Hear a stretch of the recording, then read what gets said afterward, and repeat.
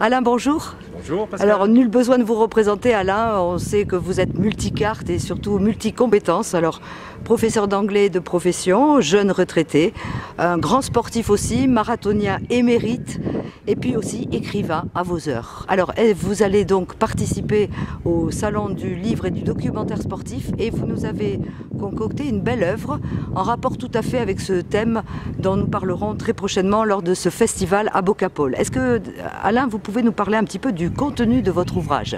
Eh bien, le dernier bébé s'appelle Les Géants d'Olympie, voilà.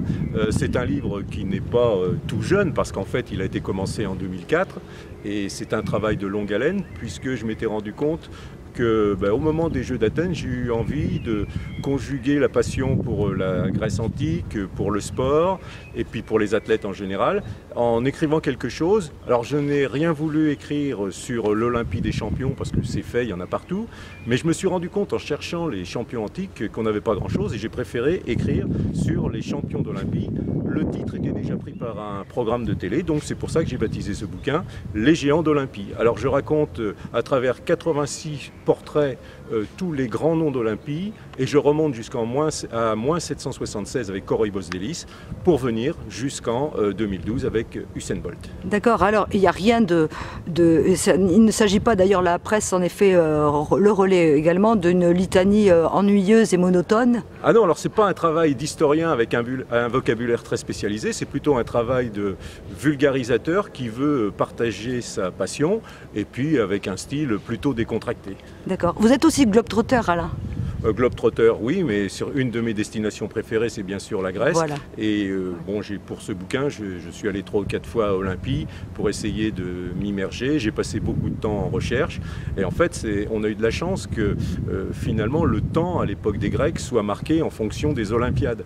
Donc, quand un vainqueur remportait le stadion, qui était l'épreuve reine, qui correspond aux 200 mètres, qui était la distance de la piste, il donnait son nom à l'Olympiade. Alors, ce qui fait qu'aujourd'hui, nous serions, puisque le champion de 2012 a été Usain Bolt, nous serions dans la 324e Olympiade, 4e année. Usain Bolt. Très bien. Donc c'est pour ça que les archives finalement sont riches en champions puisqu'ils ont donné leur nom au temps. D'accord, c'est très bien pensé ça, Alain. Et donc vous serez là à Bocapol pour parler également de votre ouvrage que vous avez fait paraître en combien d'exemplaires? Alors pour l'instant, je suis chez Écriturial, qui est une maison d'édition. Alors ils s'appellent Association des auteurs éditeurs réunis. Ils sont dans le coin puisqu'ils sont au Longeron et on a la possibilité de tirer le nombre voulu. Donc j'ai commencé par un tirage de 300 exemplaires et on va bien sûr essayer de développer tout ça. Mais d'abord, il faut convaincre les gens de l'intérêt de ce bouquin. Alors c'est pour ça que j'ai essayé de le rendre agréable, sympa, ludique et j'ai pas mal d'illustrations dans ce bouquin, des illustrations qui sont l'œuvre de Caillot, un Bressuirais bien connu, et d'une prof de Saint-Jean qui s'appelle Colette Viau. Très bien. Alors écoutez, on précise au passage quand même, Alain, que vous êtes aussi vous avez une belle notoriété en tant que speaker des Highland Games aussi, donc vous êtes à 100% dans le sport et que vous gérez de main de maître cette verve qu'on vous connaît au niveau des calembours et puis de toute l'histoire aussi et puis du cursus un petit peu de nos blogueurs, plutôt de nos bookers, Bressuirais mais aussi outre-Atlantique, au niveau des Highland Games. Alors vous allez peut-être projetez-vous un nouvel ouvrage là? Ah non, les Highland Games non, mais par contre je suis très satisfait d'être le premier à annoncer en France que finalement Pierre de Coubertin, quand il a fait renaître les Jeux en 1896, il a fait son marché dans les Jeux antiques, ici avec le disque notamment, la course et le javelot. Mais il a fait son marché, et il s'en est pas beaucoup vanté, auprès des Highland Games, puisqu'il a emprunté, si j'ose dire, le lancer de pierre qui est devenu aux Jeux Olympiques, pour une question de calibrage, le lancer de poids. Il a emprunté le lancer de marteau, il a simplement changé le manche en bois des Highland Games par une chaîne en métal.